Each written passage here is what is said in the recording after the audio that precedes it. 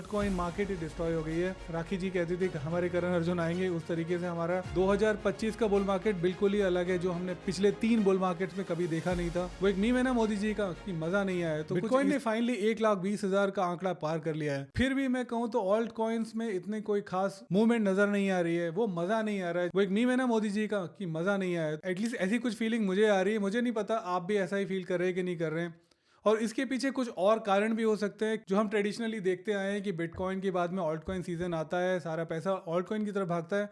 क्या ऐसा होने भी वाला है कि नहीं होने वाला है, या कुछ और हो गया है इस बार? 2025 का बुल मार्केट बिल्कुल ही अलग है, जो हमने पिछले 3 बुल मार्केट्स में कभी देखा नहीं था। क्या कुछ ऐसा नया होने वाला है? क्या alt coin market totally destroy हो चुकी है और कभी भी रिकवर नहीं करेगी? क्योंकि मैं अपने पोर्टफोलियो में लाल रंग देख के तंग आ चुका हूं। मैं वेट कर रहा हूं कि कब बुल मार्केट आएगा। मैं आपके साथ रिलेट कर सकता हूं क्योंकि हम जैसे बहुत सारे लोग हैं जिन्होंने बिटकॉइन में उतना ज्यादा इन्वेस्टमेंट नहीं किया है, बल्कि ऑल्ट कॉइन्स में अपना मेजॉरिटी स्टेक लेके बैठे हुए हैं और इंतजार कर रहे हैं उस दिन का जब बुल मार्केट शुरू हो जाएगा ऑल्ट कॉइन्स में भी। अगर आपको इस तरीके का मेरा कंटेंट पसंद आए तो आप मेरे चैनल को सब्सक्राइब कर सकते हैं और लाइक भी दबा सकते हैं। चलिए बिना देरी के अब शुरू करते हैं आज का वीडियो।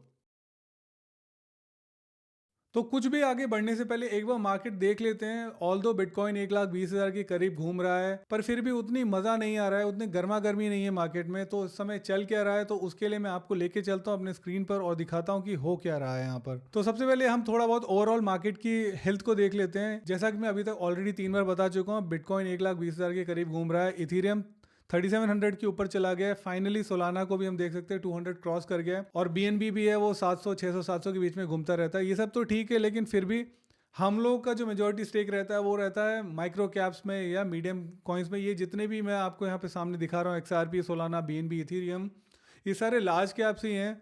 इनमें बहुत ज़्यादा लोगों ने अगर पैसा बनाया भी तो भी उतना ज़्यादा लेवल ऑफ मल्टीप्लिकेशन होता नहीं है। At the end of the day we all are degens at heart, तो हम लोगों को चाहिए वो 10 गुना, 20 गुना, 50 गुना। और ये सोलाना, बीएनबी, इथीरियम आपको 2-4 गुना तो दे सकते हैं 10-20 गुना के लिए, तो इनकी मार्केट कैप इतनी ज़्यादा बड़ी हो जाएगी which is not humanly possible. तो इसकी वजह से शायद हमें वो मज़ा नहीं आ रहा अभी तक। देखिए फियर और ग्रीड इंडेक्स तो यहाँ पे 67 बता रहा है, जो कि थोड़ा थोड़ा टिल्ट कर रहा है ग्रीड की तरफ। इसका मतलब है कि मार्केट में गर्मा गर्मी तो शुरू हो चुकी है फॉर श्योर। ऑल सीजन तो आप यहाँ पे देख सकते हैं 46 है आउट ऑफ 100। दैट मीन्स कि अभी बहुत बहुत दूर है हम लोग ऑल्ट कॉइन सीजन के। ऑल सीजन जब आएगा तभी हमारे जेबों में पैसे भरने शुरू होंगे। यहाँ पे आप इंडेक्स भी देख सकते हैं, इनका जो कॉइन मार्केट का 100 का इंडेक्स है वो कुछ बता रहा है। दैट्स ओके, मैं उतना उसमें डीप डाइव नहीं करने वाला हूँ। मैं आपको कुछ इंडिकेटर्स यहाँ पे दिखा देता हूँ। तो यहाँ पे आप देख सकते हैं ये जो है, ये वाला चार्ट जो काफ़ी ज़्यादा हम बहुत सालों से देखते आ रहे हैं, यहाँ जो ऊपर लाल अगर पहुँच जाएगा यानी कि हम ऑलमोस्ट बुल मार्केट के एंड पर, पीक पे जा चुके हैं। लेकिन इस समय आप अगर देख पाएंगे तो ये बहुत ही बीच में है। आप यहाँ पे देख सकते हैं काफ़ी नीचे ब्लू और ग्रीन के आसपास है, यानी काफी ज्यादा स्कोप है इस बुल मार्केट में, एटलीस्ट अभी तक बना हुआ है। तो स्कोप अभी काफी ज्यादा है एक्सपेंशन की। अगर आपने टाइटल और थंबनेल को क्लिक किया है और आप यहाँ तक आए हैं, तो यानी कि आप जानना चाहते हो कि मैं क्यों कह रहा हूँ कि क्या ऑल्ट कॉइन की मार्केट डिस्ट्रॉय हो चुकी है और किसने डिस्ट्रॉय की है। तो उसके लिए इन द पास्ट मैंने काफी सारे वीडियोस बनाए हैं RWA के ऊपर, यानी रियल वर्ल्ड एसेट्स के ऊपर।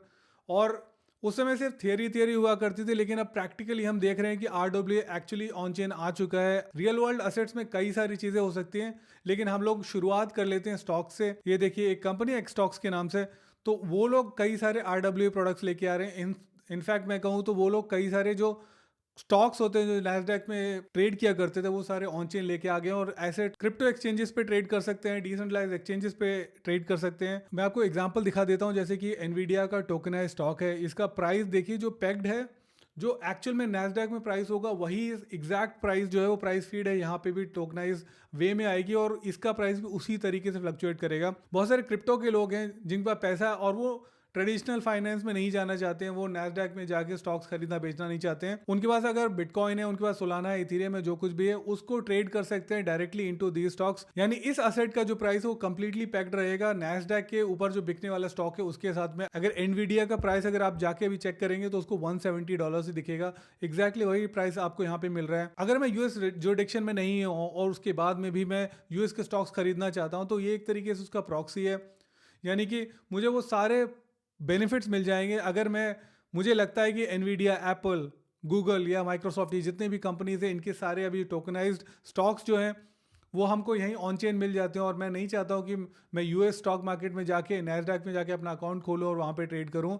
तो वो सारी की सारी चीज़ें अब यहीं पे की जा सकती हैं। मैंने कुछ लोगों को ये कहते हुए सुना कि क्योंकि ये स्टॉक्स जो है अब टोकनाइज हो चुके हैं, यानी कि इसको ट्रेड किया जा सकता है ब्लॉकचेन के ऊपर में भी, या डिसेंट्रलाइज एक्सचेंजेस पे, या इवन सेंट्रलाइज एक्सचेंजेस आपको मिल जाए। कई सारे KuCoin हो गया, बाईबेट, Gate.io, इस टाइप के कई सारे एक्सचेंजेस है जहाँ पे ये जो कॉइन्स है आप खरीद सकते हैं, बेच सकते हैं। व्हेन आई से कॉइन्स यानी कि टोकनाइज स्टॉक्स, तो आप इन्हें आप सीधा का सीधा अगर बिटकॉइन के थ्रू ही खरीद सकते हैं। अगर मेरे पास बिटकॉइन है, अगर मेरे पास सोलाना है, इथीरियम है, तो मैं उसे बेच दूंगा, उसके बदले में ये स्टॉक्स खरीद सकता हूँ। अब आपका सवाल हो सकता है कि मैं ऐसा करना क्यों चाहूँगा। अब देखिए, हम अगर बहुत ही छोटी मछली है इस तालाब की, यानी कि हम लोग अगर हम 10-20-50 हज़ार डॉलर से ही खेल रहे हैं, तो आई थिंक अगर आपने एनवीडिया में पैसा लगा भी दिया, एप्पल में, माइक्रोसॉफ्ट में अगर पैसा लगाया भी है, तो उसमें आपको वॉलेटिलिटी उतनी नहीं मिलेगी, यानी कि बहुत ज़्यादा अपसाइड नहीं होगा, बहुत ज़्यादा डाउनसाइड नहीं होगा। वो भी एक रेगुलेटेड मार्केट है, क्योंकि रेगुलेटेड मार्केट के असेट्स हैं, यानी कि उनके प्राइस को मैनिपुलेट नहीं किया जा सकता उस लेवल पे। जिस तरीके की प्राइस मैनिपुलेशन आप देख सकते हैं ऑल्ट कॉइन्स में, स्पेशली छोटे ऑल्ट कॉइन्स में, इवन मेजर ऑल्ट कॉइन्स में भी आप देखेंगे कई बार मैनिपुलेशन हो जाती है, या FTX टाइप के कभी कुछ क्रैश आ जाता है तो कहाँ उसका प्राइस काफ़ी ऊपर होता है और उसके बाद वो एकदम ज़मीन में मिल जाता है। तो उस तरीके के रिस्क जो है वो इसकी प्राइस फ्लक्चुएशन में आपको नज़र नहीं आएंगे। ये काफ़ी स्टेबिलिटी आपको प्रदान करेगा। और इसी वजह से मैंने कुछ लोगों को कहते हुए सुना कि क्योंकि अब स्टॉक्स को हम टोकनाइज कर चुके हैं और उसको ऑन चेन हम खरीद बेच सकते हैं, इसका मतलब ये है कि ऑल्ट कॉइन मार्केट खत्म हो गई, क्योंकि ये खुद ही एक ऑल्ट कॉइन की तरह परफॉर्म करेंगे, यानी कि इन्हें आप ऑन चेन खरीद पाओगे, बेच पाओगे। मैं ये नहीं मानता कि इसकी वजह से ऑल्ट कॉइन मार्केट डिस्ट्रॉय हो जाएगा, क्योंकि आप ठीक से सोचें तो यहाँ पे दो अलग अलग असेट क्लासेस की बात हो रही है। ऑल्दो इसको आप ऑन चेन खरीद सकते हैं, लेकिन ये अल्टीमेटली है तो स्टॉक ही, यानी कि इसके प्राइस में उतनी आपको वॉलेटिलिटी नहीं मिलेगी। बॉलिंजर बैंड की जो हम बात करते हैं कि जितना ऊपर जाएगा उतना नीचे जाएगा, एक एक बॉलिंजर बैंड बनाएगा, ऐसा कुछ हमें बहुत ज़्यादा नहीं नज़र आता है स्टॉक्स के ऊपर। वेरेज जो क्रिप्टो है, the beauty of crypto is कि उसमें आपको वॉलेटिलिटी मिलती है, यानी अपसाइड भी मिलती है, डाउनसाइड भी मिलती है। अगर आप उस डाउनसाइड को झेल सकते हैं तो आपको वो जो प्राइस रेंज का जो मूवमेंट नज़र आता है वो आपको उतना नज़र नहीं आएगा स्टॉक्स में, जो आपको वैल्यू देता है क्रिप्टो। और जब ये वीडियो शुरू हुआ था उससे पहले मैंने बोला था ultimately we all are degens at heart. इसका मतलब ये है कि हम लोग वो वॉलेटिलिटी गट करना समझ चुके हैं, या हमको पसंद आता है। नहीं तो देखिए, अल्टीमेटली स्टॉक्स तो हर कंट्री में मिलते ही हैं आपको। अगर मेरे को स्टॉक मार्केट में खेलना है तो मैं जाके स्टॉक्स में ही डायरेक्टली बाय या सेल कर सकता हूँ। अगर मैं एक छोटा प्लेयर हूँ, अगर मेरे पास बहुत ज़्यादा पैसा है और अगर मैं नहीं चाहता कि सरकार की नज़रों में आऊँ, तो मैं अब ये ऑन चेन कर सकता हूँ। That is secondary. मैं ये नहीं बोल रहा हूँ, मैं बिल्कुल भी ये नहीं कह रहा हूँ कि आप ये करें क्योंकि आप सरकार से पैसा बचाना चाहते हैं। अल्टीमेटली SEC है, वो कंट्रोल करती है सारे प्राइसेस को USA में। और अगर कुछ बड़े लोग उस चीज़ को सर्कमवेंट करना चाहते हैं, वो अगर टैक्स बचाना चाहते हैं, वो सब करना चाहते हैं, तो काफ़ी कुछ अब ऑन चेन किया जा सकता है। But that is beside the point. The main point is accessibility. Yes, अभी एक्सेसिबिलिटी आ चुकी है। अगर मैं आज इंडिया में बैठा हूँ, ऑस्ट्रेलिया में बैठा हूँ, न्यूजीलैंड में बैठा हूँ, या कहीं पर भी हूँ, मैं चाहूँ तो US के स्टॉक्स खरीद सकता हूँ ऑन चेन, और मुझे जो प्राइस का मूवमेंट है उसका वैल्यू मिलेगा, फॉर श्योर मिलेगा। लेकिन इसका मतलब ये नहीं कि मैं इथेरियम में पैसा लगाना छोड़ दूंगा, या मैं पेपे नहीं खरीदूंगा क्योंकि मुझे टोकनाइज एसेट्स ही ज़्यादा पसंद आते हैं। एटलीस्ट ये मेरा मानना है कि पेपे को खरीदने वाले आज भी पेपे में ही पैसा लगाएंगे। मुझे नहीं लगता वो टेस्ला में जाके पैसा लगाने वाले हैं, क्योंकि ultimately it's game of hedging. अगर आप थोड़ी बहुत स्टेबिलिटी चाहते हैं तो ऑब्वियसली आप डेट में जाते हैं, उसके बाद में आप थोड़ा बहुत स्टॉक्स में लगाते हैं, फिर उसके बाद म्यूचुअल फंड्स भी होते हैं। और अगर उसके ऊपर अगर आपको थोड़ा बहुत जुआ खेलना है, या फिर मैं कहूँ वॉलेटिलिटी का मजा लेना, तो आदमी आता है और क्रिप्टो में पैसा लगाता है। क्रिप्टो में भी अगर आपको बहुत ज़्यादा स्टेबिलिटी चाहिए, बहुत बड़ा सम आप यूज़ कर रहे हैं, तो इथेरियम, सोलाना टाइप के आपको ऑल्टकॉइन तो मिल ही जाएंगे, और बिटकॉइन तो ऑब्वियसली है ही है।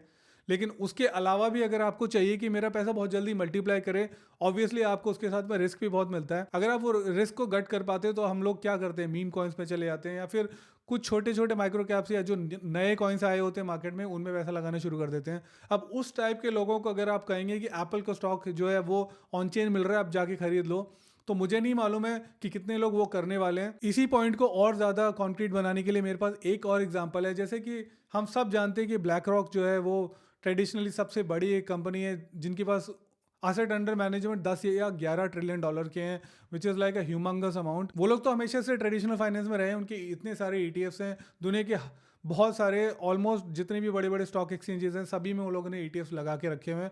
इवन इंडियन स्टॉक एक्सचेंजेस में भी ETF अभी उन लोगों के आए हैं, जो कि वो लोग जियो के साथ लेके आने वाले हैं। मेरा कहने का मतलब ये है कि वो लोग जब ट्रेडिशनल फाइनेंस वाले वो स्टॉक्स के अलावा अगर वो डाइवर्सिफाई कर रहे हैं और क्रिप्टो मार्केट में आ रहे हैं, वो क्रिप्टो का ETF बना रहे हैं, इसका मतलब ये है कि वो ऐसे लोगों को केटर करना चाहते हैं जो क्रिप्टो की वॉलेटिलिटी का मजा लेना चाहते हैं, क्रिप्टो की अपसाइड का मजा लेना चाहते हैं। ऑब्वियसली डाउनसाइड भी है, मैं बार बार ये कह रहा हूँ कि अगर आपको अपसाइड का मजा लेना है तो डाउनसाइड का रिस्क जो है वो आपको झेलना आना चाहिए, तो ही आप कर पाएंगे। एक्स स्टॉक्स करके जो है, इन लोगों के अभी 40-41 हज़ार के करीब करीब फॉलोअर्स आ चुके हैं एक्स के ऊपर, ट्विटर के ऊपर, और ये काफ़ी जल्दी जल्दी ग्रो कर रहे हैं। तो चलिए, काफ़ी सारे ज्ञान हो गए, मैं अब थोड़ा आपको बता देता हूँ कि कौन कौन से एसेट्स हैं या कौन कौन से ऐसे स्टॉक्स हैं जो कि अभी टोकनाइज हो चुके हैं और कहाँ कहाँ से आप खरीद सकते हैं।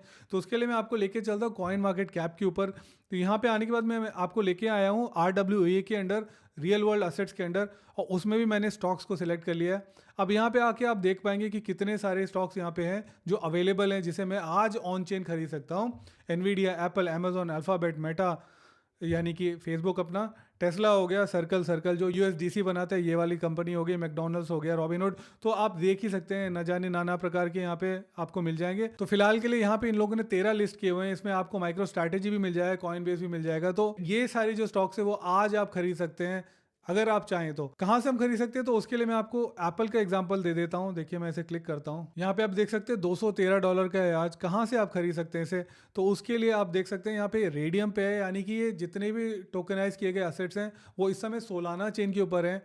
और इन लोगों ने, एक्स स्टॉक्स ने बोला है कि इसको और फर्दर डाइवर्सिफाई करेंगे, इथीरियम पे भी लाएंगे और भी चेन्स पे लाएंगे, लेकिन फिलहाल के लिए जो अवेलेबल है ये सोलाना चेन के ऊपर है। रेडियम जो डिसेंट्रलाइज एक्सचेंज है, तो आप वहाँ से जाके खरीद सकते हैं। ये जो रहने वाला है वो इसका पेयर होने वाला है USDC से। आप AAPLX ले सकते हैं, यानी कि एप्पल का जो टोकनाइज असेट है वो ले सकते हैं। बाईबिट हो गया हमारा centralize exchange, MEX, Gate.io, BingX, Bitmart, बहुत सारे मेरे को और भी यहाँ पे सेंट्रलाइज एक्सचेंजेस नज़र आ रहे हैं जहाँ से आप खरीद सकते हैं। तो मैं आपको कुछ दिखा देता हूँ। एक्चुअली मैं आपको क्यूकॉइन पे दिखा देता हूँ कि एनवीडिया का स्टॉक है वो किस तरीके से दिखता है, आप कैसे उसे खरीद सकते हैं। सिंपली आप आएंगे, इस पेयर को ढूंढेंगे, NVDA AX USDT, और USDT के अगेंस्ट आप इसे खरीद सकते हैं।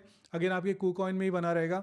उसके बाद क्योंकि ये सोलाना का असेट है, आप चाहें तो इसे अपने सोलाना वॉलेट में वहाँ से विड्रॉ भी कर सकते हैं। बिटगेट के पास में आपको ऑन चेन एसेट्स मिल जाएंगे, जैसे कि सर्कल का स्टॉक हो गया, S&P 500 हो गया, माइक्रो स्ट्रैटेजी, एप्पल, जो भी मैंने आपको पिछले स्क्रीन पे दिखाया तो वो सारा कुछ आप बिटगेट से भी खरीद सकते हैं अगर आपके पास बिटगेट है। टेस्ला, एनवीडिया भी है, देखिए आपको आपके सामने आ ही गया इस समय। इसके अलावा अगर आप सीधे सीधे चाहते हैं, आप पावर यूजर है, आप डिसेंट्रलाइज एक्सचेंजेस ही यूज करना चाहते हैं ताकि आपका जो असेट है वो आपकी खुद की कस्टडी में रहे, तो उसके लिए आप ऑब्वियसली रेडियम यूज कर सकते हैं। जैसा कि मैं पहले बता रहा था, ये सारे जो स्टॉक्स हैं या टोकनाइज स्टॉक्स हैं वो अभी सोलाना चेन पे अवेलेबल है। सिंपली आप आ जाइए रेडियम के ऊपर, और रेडियम पे आने के लिए अगर आपको मालूम नहीं है कि कौन सा URL होना चाहिए, तो मैं आपको एक प्रो टिप दे देता हूँ। उसके लिए आप सबसे पहले जाइए कॉइन गिको के ऊपर या कॉइन मार्केट कैप के ऊपर, वहाँ पे जाके आप रेडियम को सर्च कर सकते हैं। यहाँ से आप लिखेंगे रेडियम, ठीक है। आने के बाद में आप यहाँ नीचे देखेंगे, आपको मिलेगा radium.io, आप उसे क्लिक करेंगे तो आपको ये इस तरीके का radium.io पे सीधा लेके आ जाएगा। इस तरीके से आप एक फिशिंग वेबसाइट पे जाने से बच सकते हैं।